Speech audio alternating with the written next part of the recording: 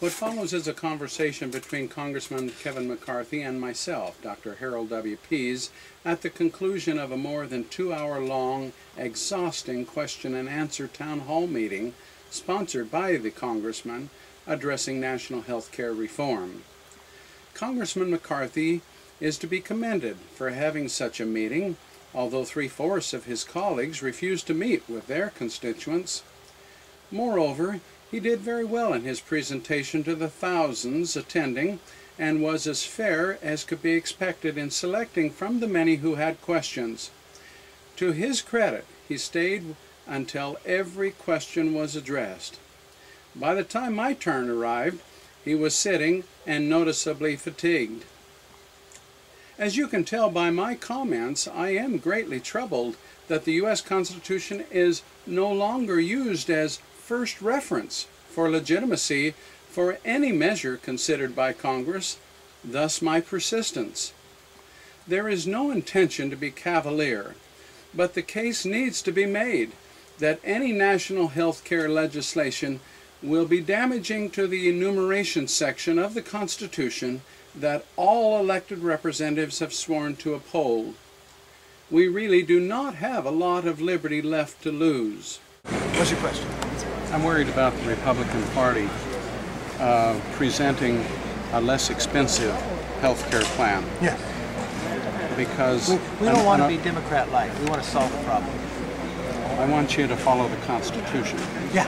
And I'm a professor at a college. Which college? Taft College. Oh, great. And my specialty is the U.S. Constitution. And Article 1, Section 8, clauses 1 through 18, give a specific list of the things that can be done at the federal level. If it's not on that list, then it belongs to the people and the states, as per Amendments 9 and 10. So that's the only list that matters. Now, if we want to add something to it, it has to go through a process, as the gentleman in the end defined. So, okay, I want your argument, when you go back to Washington, D.C., to be, we got to get back to the Constitution. The Constitution does not permit the federal government to have a role in health care, period.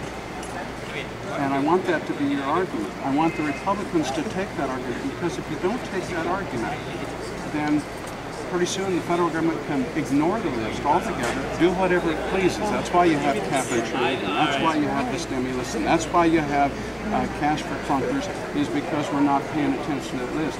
I need a party that is going to pay attention to that list and protect us. So how do we do health care then and answer all the questions in this room? Very simply. If it's not on the federal level, then it belongs at the state level.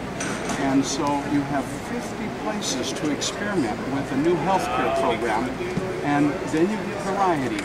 And you don't have, you're smart, and I like everything you say, and I don't have, and no one here has all the answers. But if we have 50 laboratories, experimental laboratories, working on that same problem with their people, then you have, if it does go to the federal government with 3/4 of the states going for it, then you have 50 places to pick the best ideas. Now, we had brownouts here in California before Schwarzenegger, and everyone remembers that. So we had a bad energy policy, and no one would want to follow California's bad energy policy because they would have brownouts too. What if that had been shifted to the federal government so we could all have brownouts? The problem is we're skipping an important part of the Constitution called federalism. That's where we experiment with these things, and then we get the permission to move it. I want you to make that argument. I want you to vote against everything that has anything to do with national health care, even if it's Republican, because all you're doing is letting the camel's head into the tent, the body follows. Watch my vote. I know you'll vote against it, but I want to know if you'll vote against the Republican one too. I'll vote against somebody I disagree with, regardless of whose party I am. Watch my vote too. I vote to solve problems. Yes, and thank you for the question. Yes. Okay. Original intent or past practice. I'm using the original intent. Now the Founding Fathers meant it to be used. Past practice means that if you get somebody who doesn't understand it and they get something in, then it becomes locked in and then they use that as rationale for another distortion later on. And it's only a matter of time before the Constitution no longer represents reality, and that's what we are. There's nothing that The guy over here pointed to the elastic clause, which has been used to justify the elastic. No. If you read people cite it. Right. And I used to work in the Senate, and they would, in fact, cite the elastic clause. But the elastic clause refers to those that are just mentioned. And James Madison said, why would we make a list of particulars if it was our intent that the federal government would do whatever it wished? It wasn't. We make a list of particulars so the federal government stays right with that list. So the elastic clause, yes, it's there, but they forget the rest of the sentence that makes it very clear they're referring to the list specifically. In fact, you'll find the Department of Education is also illegal, right? Unconstitutional. Now, I need you to think through this a little bit more from this perspective. If you go with original intent, the government always stays in handcuffs. If you go with past practice, then all you have to have is a few misfits along the way that legitimize something, and then that becomes the rationale for further distortions later. So you mentioned Medicare. These are programs that have value, and I'm not condemning the programs, but you ask if it's constitutional. No, not from original intent, it is not. But it now, because they didn't follow the Constitution when Johnson put that in, then it becomes the basis for another distortion here. And pretty soon the concept of a limited government is destroyed, and they do whatever they want, as long as they have a majority of it. So original intent is the way the Founding Fathers wanted it interpreted. Past practice is what we're getting now. So when you get enough distortion, pretty soon you have the argument to destroy the Constitution altogether, because it no longer represents reality. And that would be the rationale that we'll be hit with sometime in the next 10, 20 years. Somebody will be bold enough to say, hey, it no longer works. In the same way that free enterprise, the argument is being made now, free enterprise doesn't work. Well, we tried it, it didn't work. Well, you didn't really try it, because it's like putting mud in an engine. Yes, the engine still works, but the more mud you put into the engine, pretty soon it doesn't. Then that engine doesn't work. Well, it's the clarity that is going to protect your freedom.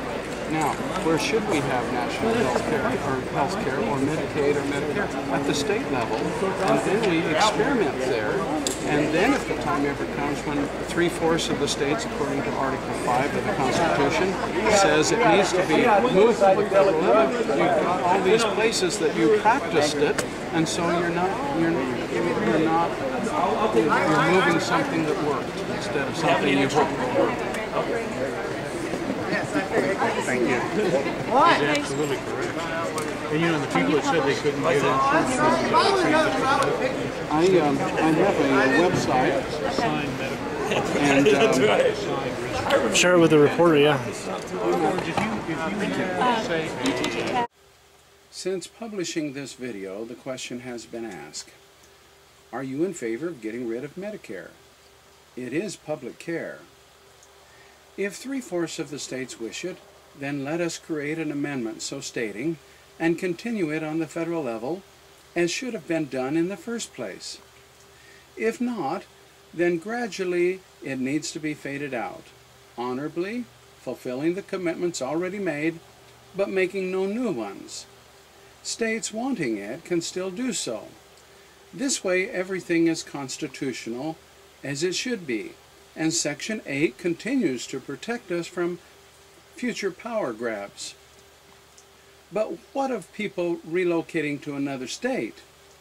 Relocation from one state to another might be a strong argument for nationalizing, but let us ask the states and legitimize the procedure as an amendment.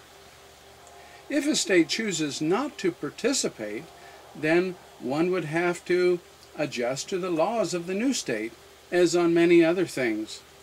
One does not have to relocate to a state that does not have Medicare.